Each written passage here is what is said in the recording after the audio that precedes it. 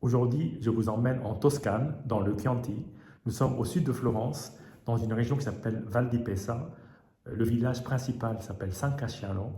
Et là, nous sommes sur la commune de Bibione, enfin la commune, la toute petite bourgade de Bibione, connue pour avoir été le refuge de Machiavelli quand il a dû fuir Florence, parce qu'il était, on va dire, plus en odeur de sainteté.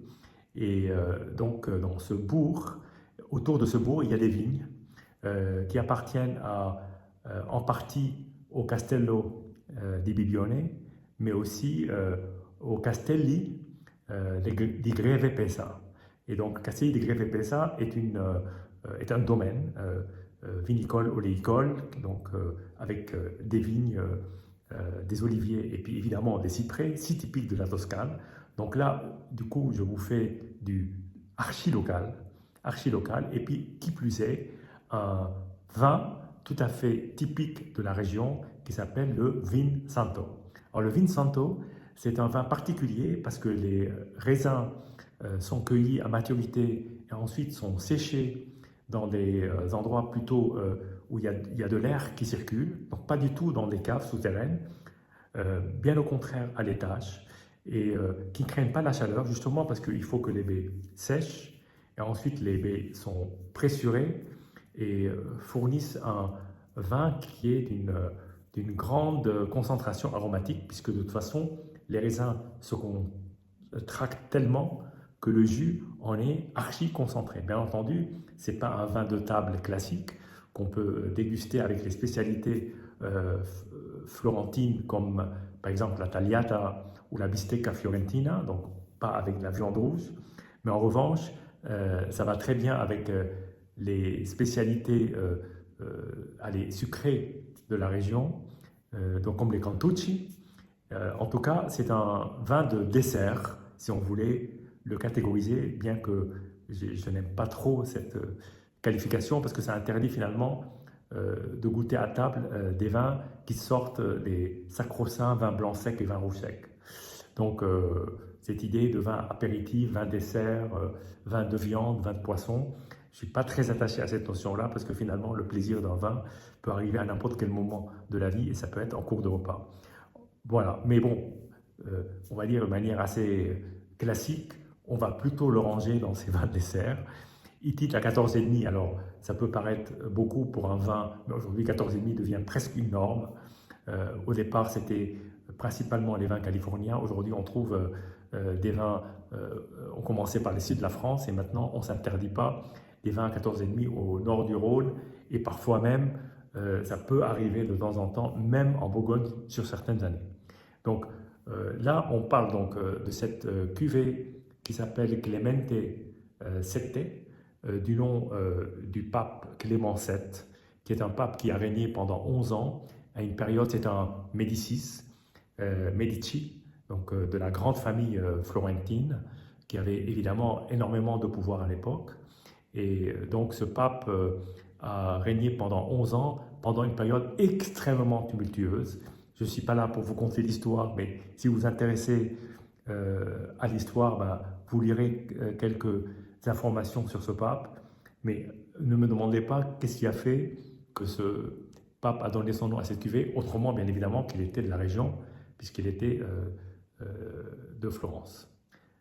Donc là, c'est une cuvée de 2015, donc, comme j'ai dit, qui dit la 14,5, un Vinsanto, proposé dans une demi-bouteille, mais avec une forme très originale et très jolie.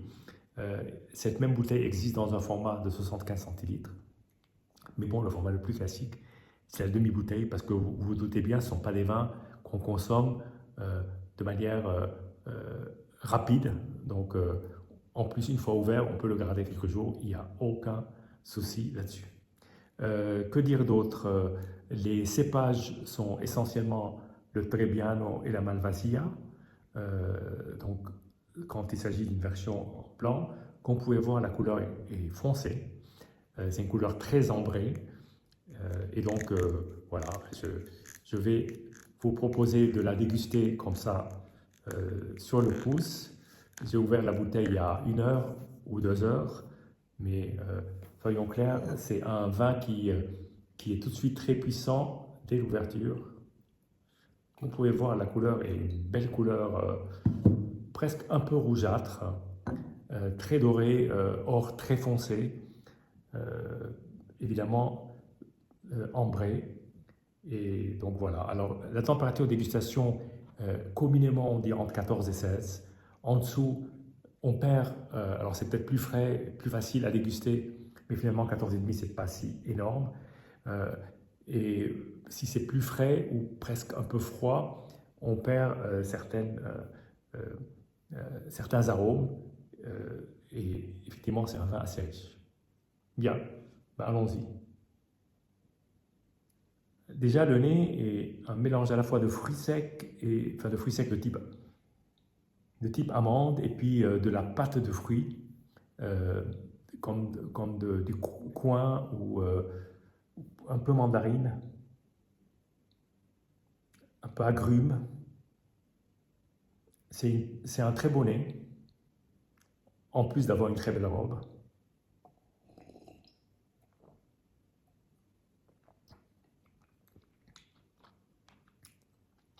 L'attaque est très riche en fruits confits, en pâte de fruits. On retrouve des aromatiques, des goûts de fruits secs, une grande densité, et parfois comme on peut croquer des abricots secs avec des amandes. C'est souvent des mélanges assez courants et qui vont bien ensemble. Et bien là, on trouve finalement les deux. Et c'est d'une superbe longueur en bouche. Je trouve que cette fin de bouche est tellement impressionnante. Je n'ai pas compté les secondes, mais je pense qu'elle dépasse les 20 secondes. Et une persistance aromatique qui est absolument incroyable. Il y a une grande fraîcheur dès l'attaque en bouche, pardon. Et l'alcool à 14,5, franchement, je le sens presque pas, mais c'est sûr parce que c'est quand même un vin doux, donc c'est pas un vin sec. Il y a du sucre résiduel, pas au point d'être écœurant, loin de là. C'est un niveau de sucre qui est bien équilibré par rapport à la matière et à la densité de fruits. Et il y a ce côté abricot sec qui me plaît énormément, et l'amande qui ressort avec cette espèce de pâte de fruits. Enfin, toute cette harmonie livre un plaisir en bouche en fin de soirée qui est absolument superbe.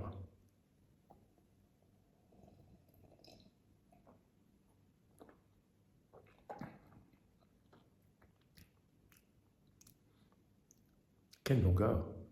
En fait, j'en ai regoûté juste, là je vous parle, et la longueur continue. Et elle met du temps à commencer à s'estomper, à commencer à faiblir. Là, elle est encore assez présente. C'est assez impressionnant. Alors bien entendu, on pourra trouver peut-être des vins dans ce style-là, peut-être des vins de Constance qui soient plus concentrés en bouche, mais une telle longueur laisse très admiratif. Une très très belle découverte, et c'est surtout particulièrement un plaisir en fait de déguster un vin dont les vignes sont juste en bas de la colline où je suis actuellement, et c'est vrai que le contexte fait que ça rend la dégustation encore plus sensible et plus logique. Voilà, il y a un côté émotion qui ressort du fait de l'endroit. C'est comme quand vous allez quelque part en Toscane, vous goûtez par exemple les pici, qui sont les pâtes assez épaisses. Vous en mangez localement, vous en achetez, vous en ramenez chez vous, et ça n'a pas le même goût. C'est pourtant exactement les mêmes. La seule différence, c'est que le fait d'être dans le contexte joue énormément. Et moi, je pense que la situation géographique n'est pas neutre par rapport à un vin dont les raisins ont grandi, ont donné du fruit, et ensuite ont donné du vin avec l'aide évidemment de la viticulture et de l'homme. Tout cela est fortement lié et nous retient dans une histoire qui est assez fantastique. On a envie de regoûter le vin dans son contexte.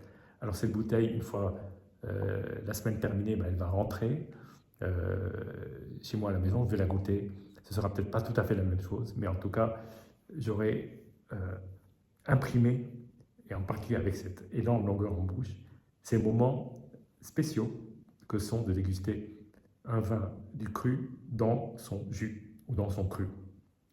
Sur ce, je vous dis santé et à bientôt.